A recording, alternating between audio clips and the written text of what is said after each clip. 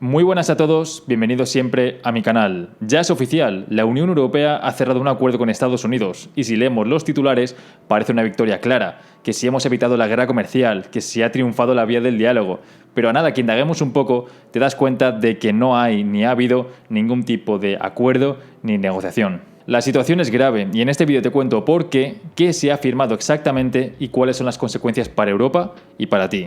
Empezamos. Estados Unidos impondrá un arancel fijo del 15% a la mayoría de exportaciones europeas. Esto incluye desde automóviles hasta productos agrícolas como puede ser el aceite de oliva. Para materiales como el acero y el aluminio se mantiene el 50% que tenía antes y hay una lista de productos que quedan exentos, pero todavía no se ha especificado cuáles son. Como respuesta, la Unión Europea va a establecer unos aranceles para los productos americanos del 0%. Como podéis ver, una respuesta bastante contundente. Aunque como tal, esto no nos perjudica del todo porque como veremos más adelante, si imponemos aranceles a los productos americanos, terminaríamos pagando más nosotros, el consumidor final. Adicionalmente, Europa se ha comprometido a comprar petróleo y gas estadounidense por valor de 750.000 millones de dólares para sustituir al combustible ruso.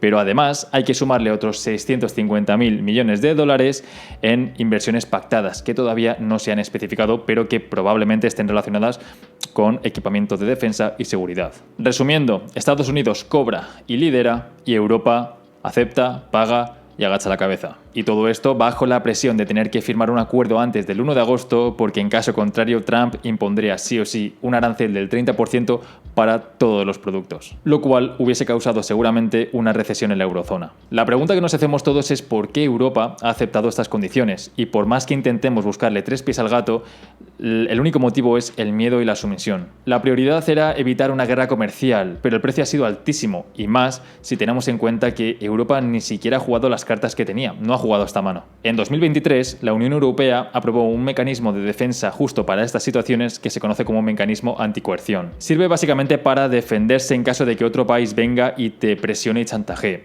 Si por ejemplo viene China o Estados Unidos y decide subir los aranceles o bloquear las exportaciones simplemente para que tomes una decisión, o sea, te está extorsionando, la Unión Europea puede responder.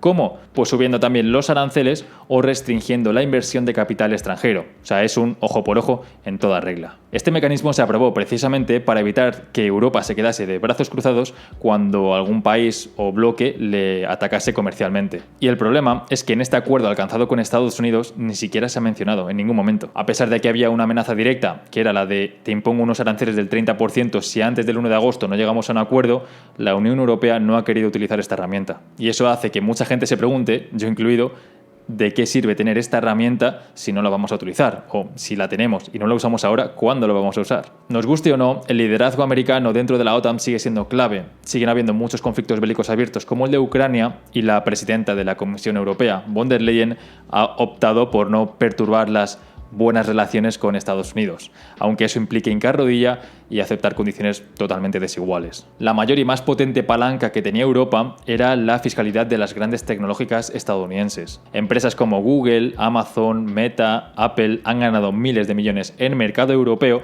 pagando muy pocos impuestos gracias a las ventajas fiscales que ofrecen países como Irlanda. Y gracias a esta fiscalidad favorable, estas empresas pueden canalizar parte de sus beneficios a través de sus filiales para tributar menos. Y esto se traduce en más dinero para estas empresas, más inversión y más crecimiento. Esto le ha permitido tener un dominio absoluto del mercado de publicidad digital, controlar casi todas las infraestructuras de nube y servicios cloud y pues desplazar a cualquier competencia europea tecnológica o de servicios. Y si tenemos en cuenta que estas empresas son las más importantes de Estados Unidos, es obvio que era una muy buena palanca de negociación que podría haber utilizado la Unión Europea, como por ejemplo controlar un poco más el acceso al mercado europeo o pues limitar o endurecer los requisitos fiscales. Pero no se ha hecho, se ha preferido no molestar y en negociaciones con gente ruda como Trump está claro que esto solo puede abogar al fracaso. Tampoco se ha intentado construir un frente común con países que quizás también hayan sufrido la misma presión que la Unión Europea. China, por ejemplo, respondió con aranceles equivalentes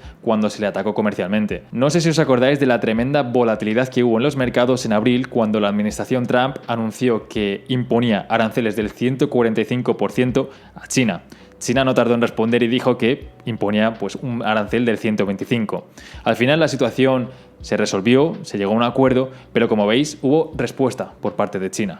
Hubo negociación. Europa, en cambio, no recuerdo nada, subido de tono y simplemente ha aceptado las condiciones con una actitud completamente sumisa. Siendo totalmente parcial, te voy a contar tanto lo bueno como lo malo de este acuerdo. Empezamos con las consecuencias positivas. La primera es que las empresas europeas recuperan algo de claridad y en momentos de tanta incertidumbre como la que hemos vivido, esto pues puede ser un gran paso. Porque cuando no sabes lo que va a pasar, no inviertes, no contratas, te quedas esperando. Y si las empresas se quedan quietas, la economía se estanca. Ahora al menos sabemos cuáles son las reglas del juego. Sabemos cuánto es el coste de exportar. Con cierto grado de confianza podemos decir que no nos van a poner de repente un arancel del 30%.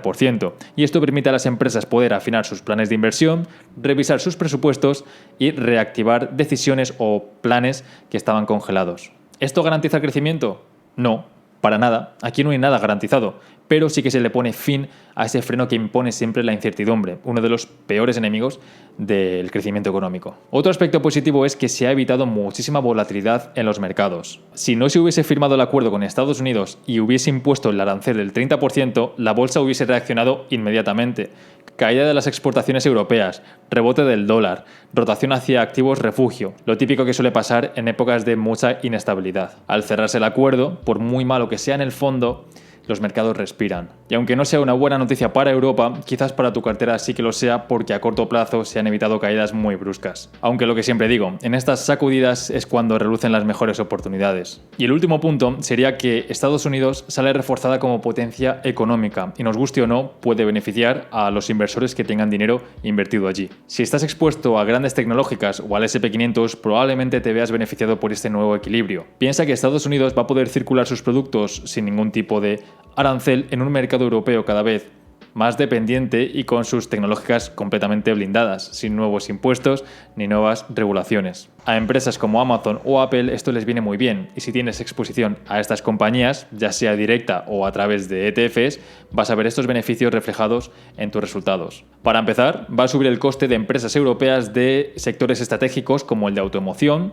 donde Alemania es líder, el tecnológico o el industrial. Estas empresas, para introducir sus productos en el mercado americano, van a tener que asumir un incremento del 15% del coste en concepto de aranceles. Esto se traduce en menores márgenes, un mayor precio de venta y menor competitividad, no solo contra empresas locales americanas, sino también contra empresas de otros países. Nada más conocerse el acuerdo, Stellantis, la automovilística que posee marcas como Peugeot, Opel o Citroën, ha dicho que estima el impacto de los aranceles en 1.500 millones de euros. Y todo esto ocurre en un momento en el que la industria europea ya estaba sufriendo, ya sea por la crisis energética, por la inflación o por un acceso a los mercados internacionales mucho más complicada. El compromiso firmado con Trump para comprar gas y petróleo estadounidense no hace otra cosa que incrementar nuestra dependencia energética en Estados Unidos. Tiene un marketing muy bueno porque se vende como abandonar el gas ruso, pero realmente ahora mismo estamos en una situación en la que no solo pedimos a Estados Unidos que nos proteja militarmente, sino también que nos suministre energía. O sea, tenemos una dependencia total y lo vemos en el mundo de las empresas, nunca es bueno tener todos los huevos en la misma cesta. Pero para mí la consecuencia más grave, sin ninguna duda, es la pérdida de prestigio global de la Unión Europea. Si ni siquiera eres capaz de proteger tus exportaciones y firmas acuerdos a ojos de todos desequilibrados, que te perjudican más que te protegen, lo que transmites es debilidad. Pierdes autoridad, presencia y, bajo mi punto de vista, credibilidad. Y esto es un problema enorme porque el motivo por el cual existe la Unión Europea no es simplemente compartir una moneda común o luchar contra el cambio climático, que está muy bien. La razón de fondo es sumar fuerzas para tener un peso significativo dentro del mundo, poder negociar en bloque de tú a tú con potencias como Estados Unidos, China o la India. Si renunciamos a eso, la Unión Europea, bajo mi punto de vista, pierde parte de su sentido. No digo que Europa vaya a quebrar mañana, ni mucho menos, pero sí que es cierto que año tras año vemos una decadencia progresiva. Y los datos lo confirman. La contribución de Europa al PIB mundial no ha parado de bajar en décadas. Mientras que en los años 90 rondaba el 25% de la economía global, hoy en día apenas supera el 15% y bajando. Por último, me gustaría comentar un escenario totalmente posible y que poca gente comenta. Aunque está claro que los aranceles perjudican a Europa y benefician a Estados Unidos, eso no quiere decir que Estados Unidos gane en todo. También pueden haber efectos muy negativos y bastante serios. Hay que recordar una cosa básica. Los aranceles son impuestos y los impuestos lo que hacen es incrementar el coste de los productos que al final paga el consumidor final, que pagamos nosotros. Si un coche cuesta un 15% más por culpa de los aranceles, lo más probable es que este incremento del coste se traslade al precio final que va a pagar el cliente en Estados Unidos. Y lo mismo pasa con alimentos, maquinaria, químicos, etc. ¿Y qué puede provocar esto? Un repunte de la inflación. Si sube el precio de los productos importados y tienes una economía tensionada, aunque la inflación esté controlada, está tensionada, el riesgo de que los datos inflacionarios suban es muy alto. Y este es uno de los motivos por los que Jerome Powell, presidente de la Reserva Federal, de la Fed, todavía no ha bajado los tipos a pesar de las presiones continuas de la administración Trump. Han dicho abiertamente que están esperando a ver cómo evoluciona la situación, sobre todo el tema de las tensiones comerciales y aranceles. De hecho, para este 2025 los mercados ya descuentan al menos una bajada en Estados Unidos. Pero si hay un repunte de la inflación o se mantiene más alta de lo esperado, es probable que esta bajada de tipos se posponga o incluso se descarte. ¿Y qué pasa si los mercados habían apostado por una bajada y no llega? Volatilidad. Mucha volatilidad, sobre todo en renta variable, tecnológicas y sectores sensibles a los tipos. Así que cuidado, este acuerdo que parece solo comercial también puede generar bastantes movimientos en los mercados y tenemos que estar atentos. Lo que está claro es que la Comisión Europea ha firmado un acuerdo a sabiendas de que es injusto y desigual. Nos quieren vender la idea de que algo que es menos malo que lo más malo es algo bueno, pero sinceramente yo no lo comparto. Bajo mi punto de vista, cuando sientas precedentes de este estilo, lo único que haces es incrementar las probabilidades de que se aprovechen más de ti en el futuro. Por eso cuando alguien se pasa de la raya tienes que saber poner límites, y me refiero a tanto el contexto macroeconómico, que es lo que estamos comentando ahora, como en nuestra propia vida. Si te soy sincero, yo era bastante optimista con Europa esta vez. En mi opinión se han tomado medidas muy buenas durante estos últimos meses, como por ejemplo aumentar el techo de deuda de Alemania, aumentar la inversión o rebajar un poco la burocracia que durante tantos años nos ha estado mermando. Y realmente estas políticas, claro que pueden ser compatibles con el acuerdo comercial firmado con Estados Unidos, pero creo que tenemos motivos para estar decepcionados. Ahora dime tú, ¿crees que han hecho bien evitando el conflicto o crees que han cedido demasiado? Me interesa mucho saber qué piensas. Sin más, espero haberte podido ayudar. Un abrazo fuerte.